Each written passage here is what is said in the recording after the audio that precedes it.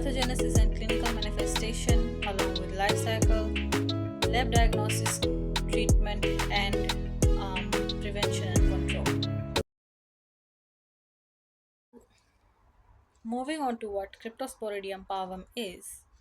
Now, as you can see on my side, it is a protozoan that causes diarrheal diseases. That is known as cryptosporidiosis. It is a member of the family Cryptosporididae. It is transmitted through fecal and oral route. Parasite infection affects the enterocytes, which will be later discussed in this video. Cryptosporidiosis is a globally distributed disease affecting people of all ages and backgrounds. This disease is associated with poor sanitation and hygiene, which includes inadequate wastewater treatment and poor hand washing, because it can contribute to the spreading of the diseases. Drinking contaminated water can also lead to the spread of diseases. Consuming raw food or uncooked food can also be a source of infection. Person to person contact can also spread, which involves close contact with an infected person, such as through child care or sexual transmission. Moving on to the classification of Cryptosporidium parvum. This includes species, that is Cryptosporidium parvum, genus, that is Cryptosporidium. Family is Cryptosporididae. Order is Eucocidiorida. Class is Sporozoa. Phylum is Epicomplexa. This is further divided into two subtypes, which include subtype 1 and subtype 2. Subtype 1 is more commonly associated with the outbreaks in humans and animals. Subtype 2 is more commonly associated with animal infections. Moving on to pathogenesis and clinical manifestation. Cryptosporidium parvum infects the enterocytes of the small intestine, causing a range of symptoms and signs. The pathogenesis of Cryptosporidium parvum infection can be summarized as follows. The first one is infection, where Cryptosporidium parvum oocysts are ingested through contaminated food or water. Second is excistation.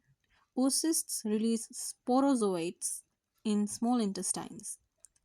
Third is invasion, where sporozoites invade the enterocytes, causing damage and disruption of the intestinal epithelial lining. Fourth includes reproduction. The parasite multiplies inside the enterocytes, releasing merozytes that infect other cells. Fifth is cyst formation. The parasite forms cyst that contains the infectious oocysts, which can be excreted in the feces. Sixth is immune response. The host immune system responds to the infection, leading to the inflammation and tissue damage. Moving on to some of the clinical manifestations. These includes diarrhea, fever, malabsorption, abdominal pain, weight loss, and dehydration. Moving on to the life cycle, stage 1 is where oocysts are formed. A human or animal host becomes infected with Cryptosporidium parvum through the ingestion of contaminated water or food. The ingested oocysts release sporozoites in the small intestine. Sporozoites invade the enterocytes of small intestine and multiply, forming oocysts. Moving on to the second stage, that is oocyst development. So there are two stages that occurs in this stage 2, that is oocyst maturation and oocyst shedding. So oocyst maturation is where the oocysts mature inside the enterocytes containing 4 sporozoites each. And oocyst shedding is where the matured oocysts are released into the feces typically 7 to 14 days after infection. Then there's stage 3, transmission. Fecal oral transmission. This is where oocysts are excreted in the feces of an affected host and can survive for several weeks to months in the environment. Then we have contamination of water or food. Oocysts can contaminate water sources such as lakes, rivers, wells, and food products. Lastly, we have ingestion by another host, that is, another host such as human or animal ingests the contaminated water or food, potentially leading to infection. Now, there are many lab diagnoses. This includes microscopy, where stool is directly examined under the microscope. Stool antigen test detects the presence of Cryptosporidium antigens in stool sample. Molecular tests also.